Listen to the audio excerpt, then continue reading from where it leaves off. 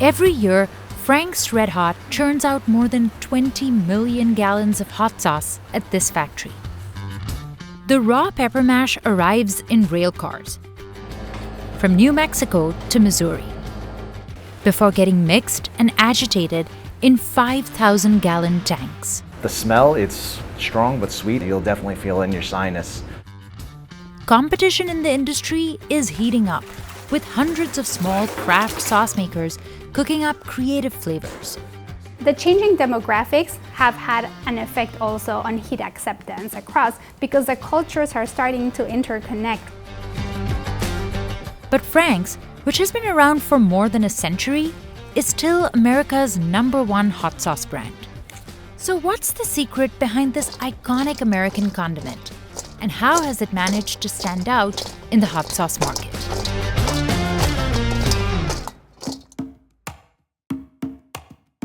Frank's RedHot is manufactured in this 50-acre factory in Springfield, Missouri. Cayenne peppers that are already mashed up into a paste arrive here in 20,000-gallon rail cars. We always have pepper mash ready to be making Frank's RedHot all day, every day.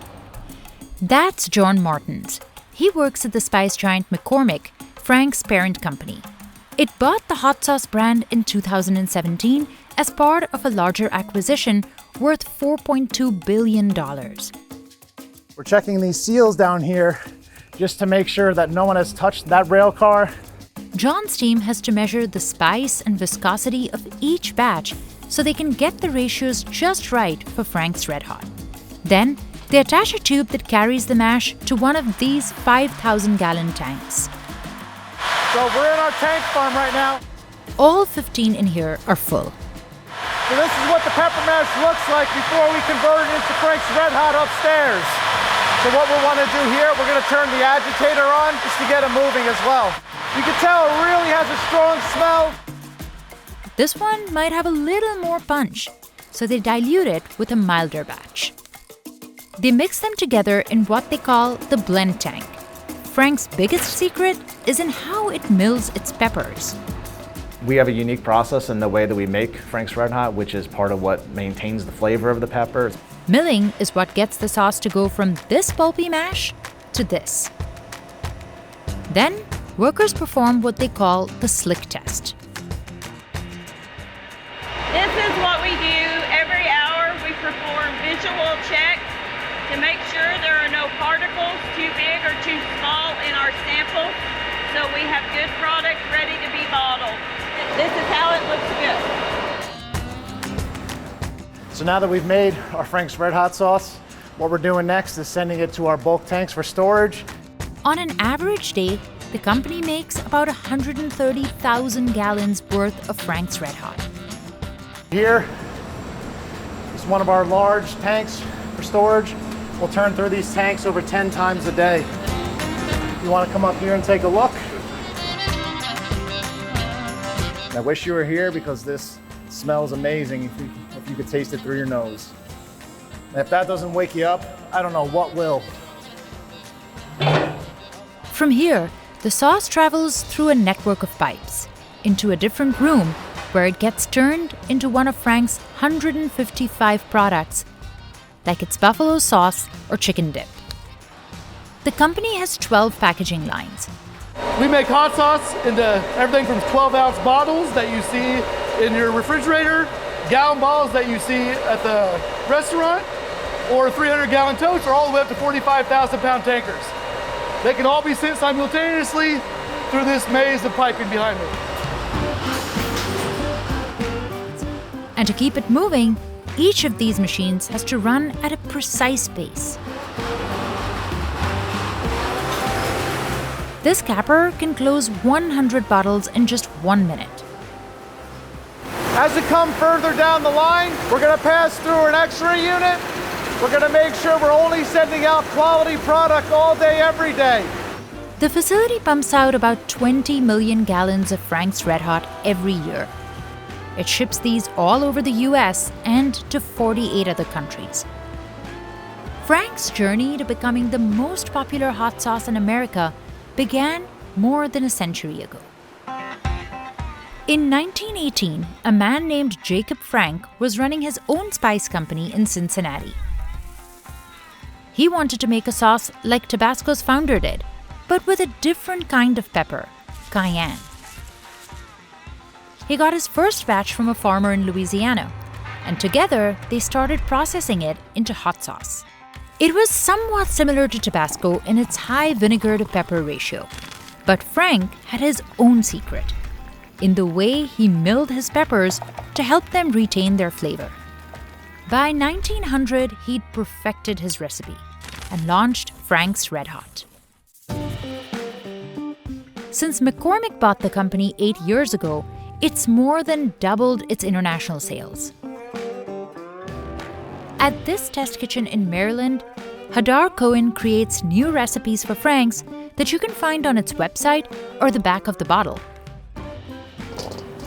Today, she's making buffalo wings and cauliflower bites. To make the sauce, I'm going to use Frank's, the original sauce. It has all of those really nice buffalo flavors that we're expecting. It's getting this really nice orangey hue almost. Hot sauce is a really, really great shortcut in many cases to build that flavor in the dish itself.